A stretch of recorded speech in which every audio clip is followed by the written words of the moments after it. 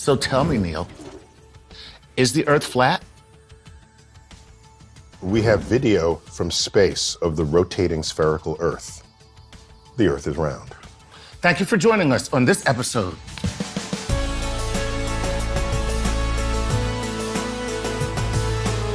What's odd is there are people who think Earth is flat, Right. but recognize that the moon is round. Mercury, Venus, Mars, Jupiter, Saturn, Uranus, Neptune, and the sun are all spheres, but Earth is flat.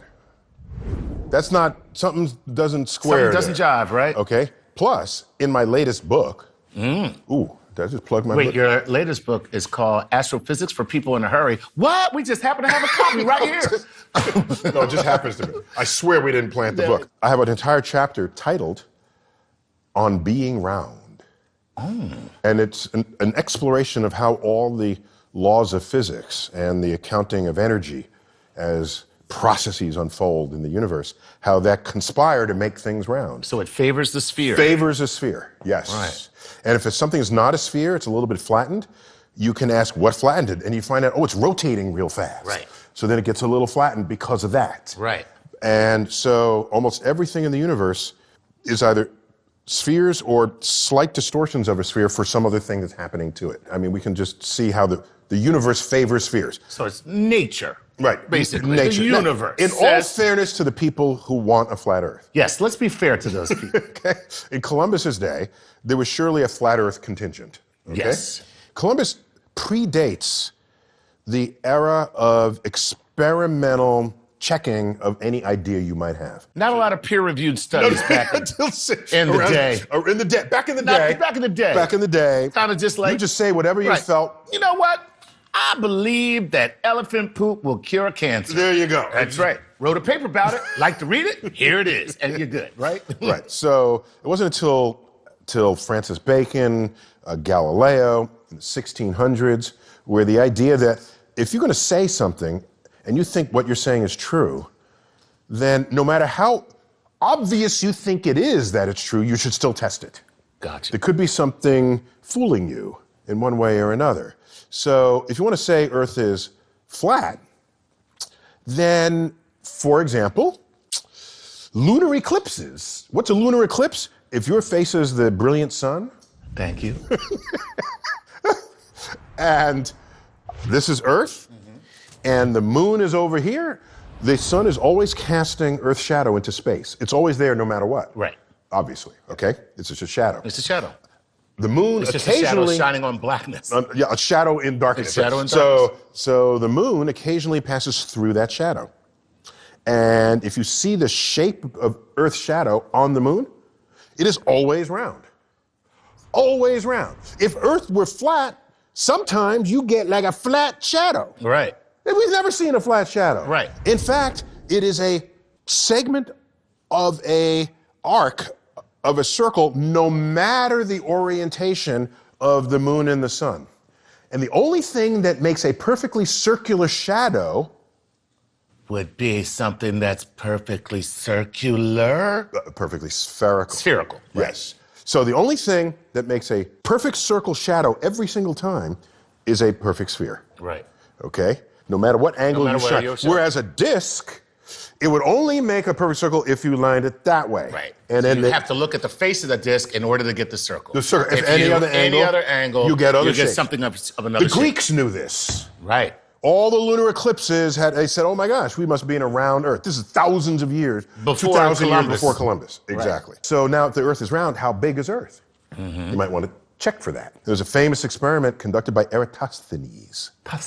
Eratosthenes. And there are two cities in the old world, and one of them, they knew that at 12 noon on a particular day of the year, that the sun was directly overhead and you could see the bottom of a well.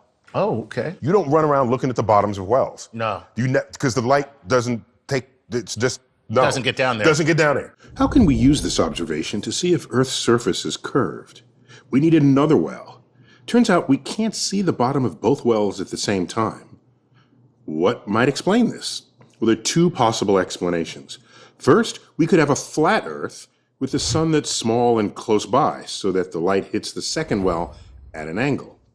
Or second, we could have a curved Earth with a sun that's big and far away, so that all the light comes in parallel, but only one well at a time is lit all the way to the bottom.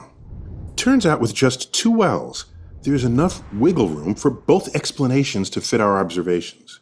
Eratosthenes only had 2 wells. But what if he had added a 3rd? With a 3rd well, it doesn't matter where the sun is. No flat Earth model can explain the angles of all 3 shadows. But the spherical model explains it all 3 angles, with ease. And to do this experiment, you got to measure the angles. Greeks had the angles. Yeah. Okay, in fact, geometry translates to Earth measurement. So one last thing, which should be obvious, okay, if you pay attention and think about it. If you send a ship straight to the horizon, right, eventually it begins to disappear until it's no longer visible beyond your horizon. Right. And you should ask yourself, what kind of surface would produce that result? The ocean, if it's the ocean has a ramp. That's it. It's like a parking lot. The ocean has a ramp. It's an elevator. Yeah, it's an elevator. Then you get to a certain point, and they just like going down. Seafarers knew this. Right. And so, however flat they would have imagined the Earth to be, they couldn't have accepted it to be completely flat, because otherwise you would never not see the ship. Okay. Also, if I just tell you, Chuck, walk due east, okay? Right. And don't ever stop. Right.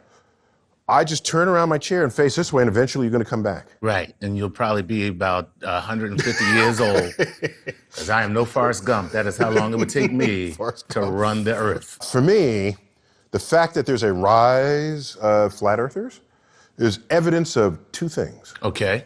One, we live in a country that protects free speech. That's actually kind of awesome. And 2, we live in a country with a failed educational system. Ooh, that one hurt. Our system needs to train you not only what to know, but how to think about information and knowledge and evidence. If we don't have that kind of training, you'd run around believe anything. Anything. Anything. And if you're interested in learning more about the Earth, the sun, and how the fact that we're hurling through space at, what is it, 17,000 miles per hour? Is that what we're going? Did you just pull that number out of your... I did. You know where I pulled it from. So you should consider all of this and consider checking out Brilliant, whether you are an adamant defender of the Earth's curves, or a professional scientist or a lifelong learner.